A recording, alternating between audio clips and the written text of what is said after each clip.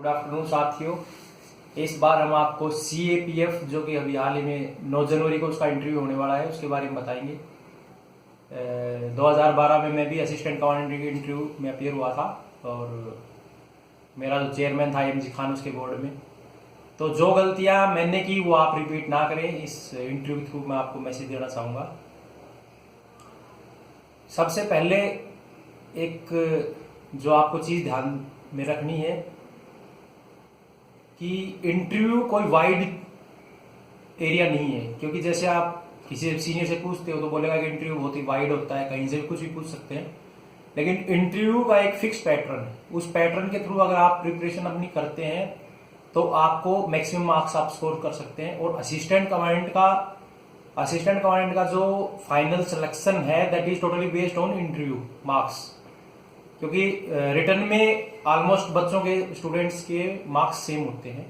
तो आप ज्यादा गेन करेंगे तो आपका जॉब सिक्योर हो जाएगा इसमें। तो जो आपने DFA आपने फिल किया है उसकी कॉपी निकाले और उसकी 2-3 कॉपी बना लें फोटोकॉपी करवा के, डिटेल एप्लीकेशन फॉर्म की, और उसको टॉप से स्टार्ट करके उसको पूरे को कंप्लीट खुद आपको उसको ऊपर वर्क करना है।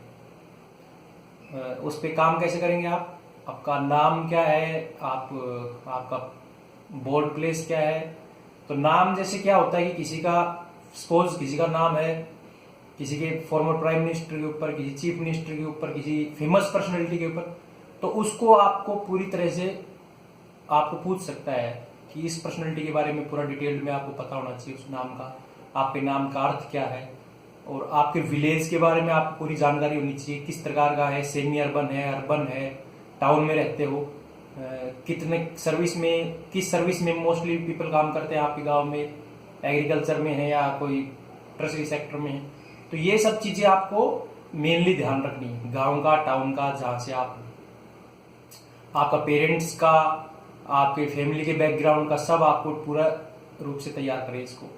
उसके बाद जो सेकंड चीज आती है वो आपकी हॉबी एक ऐसा पार्ट है कि सबसे पहला क्वेश्चन जैसे आप बोर्ड में एंट्री करते हो तो सबसे पहले आपसे हॉबी के बारे में प्रश्न पूछा जाएगा, क्योंकि हॉबी से जो UPSC का इंटरव्यू बोर्ड होता है, मैं मानता हूं कि सबसे सोफिस्टिकेटेड लोग और एक ऐसा एटमॉस्फेयर होता है कि आपको कहीं भी नहीं मिलेगा। ऐसे जो मार्केट में आप लोगों से आप सुनोगे कि बहुत ही खतरनाक होता है, ऐसा कुछ नहीं है।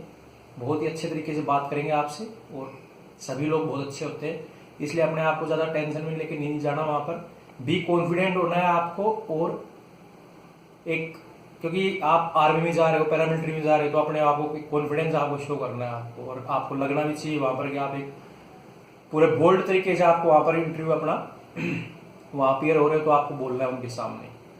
आपको वहां पर कॉन्फिडेंस तरीके से बैठकर इंटरव्यू देना है और हर क्वेश्चन का जवाब आपको लगना चाहिए कि आप आर्मी में जा रहे हो, क्योंकि आर्मी में क्या है कि पूरा डिसीजन मेकिंग चीज है कि आपने एक बार अगर बोल दिया, अभी डिसीजन एक बार ले लिया तो आप पीछे नहीं हट सकते। तो जो आपने चीज बोली है वहां पर इंटरव्यू बोर्ड के सामने, तो उसको आप बाद में ये नहीं बोल सकते कि आई थिंक सो कि सर ये गलत हो सकता है या सही हो सकता है। आपका डिसीजन मेकिंग है ये चीज।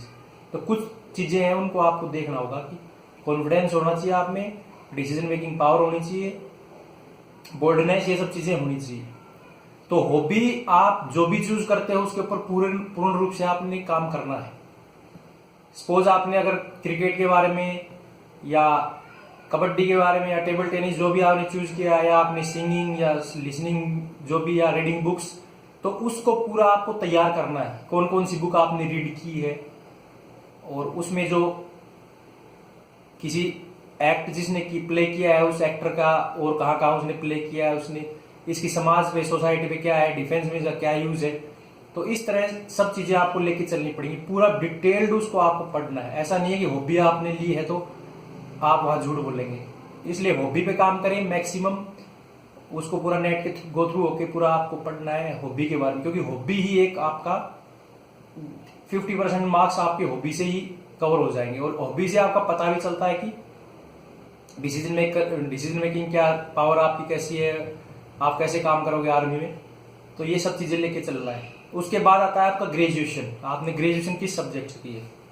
अब सपोज आपने आर्ट्स में है या कॉमर्स में है, आप तो वो सब्जेक्ट वो आपको पढ़ना नहीं है, लेकिन आपको उनका बेसिक पता होना चाहिए। सपोज अगर आप पॉलिटिकल साइंस के स्टूडेंट हो तो वो जाएगा नहीं अंदर, they don't ask about details of political science, लेकिन वो पॉलिटिकल साइंस की छोटी छोटी चीजें, छोटी छोटी डेफिनेशन पूछ लेगा कि कॉन्स्टिट्यूशन क्या है, प्रिएम्बल क्या है, स्टेट की डेफिनेशन क्या होती है, किसी आर्टिकल फंडामेंटल राइट्स का किसी आर्टिकल के बारे में पूछ लेगा।